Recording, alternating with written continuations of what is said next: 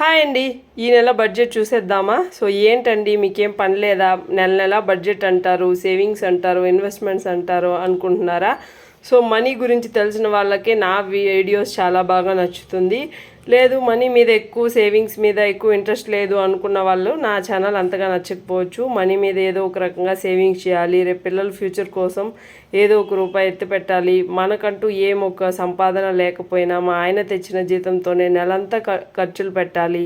So మంత్కి ఎలా budget వేసుకోవాలి, ఎంత అవుతుంది, గ్రోసరీస్కి ఎంత అవుతుంది, అలాగే మనం సేవింగ్స్ ఎక్కడ చేయాలి, షార్ట్ టర్మ్ ఇన్వెస్ట్మెంట్స్ ఎక్కడ చేయాలి, మనం ఇన్వెస్ట్మెంట్స్ అనేది ఎప్పటి నుంచి స్టార్ట్ చేయాలి, మనం ఎంత బడ్జెట్ అనేది వేసుకోవాలి అనేది క్లారిటీగా అయితే ఎక్స్ప్లెయిన్ చేశాను. వేసుకున్న బడ్జెట్ని మనం ఎలా సేవ్ చేయాలి, పిల్లల ఫ్యూచర్ కోసం, పిల్లలు నెక్స్ట్ వాళ్ళ ఫర్దర్ స్టడీస్ కోసం ఎంత మనీ అయితే ఇన్వెస్ట్మెంట్ చేయాలి వీడియోలో క్లారిటీగా అయితే ఎక్స్ప్లెయిన్ చేశాను. చూసేయండి, కింద ట్యాగ్ చేస్తాను. బాయ్.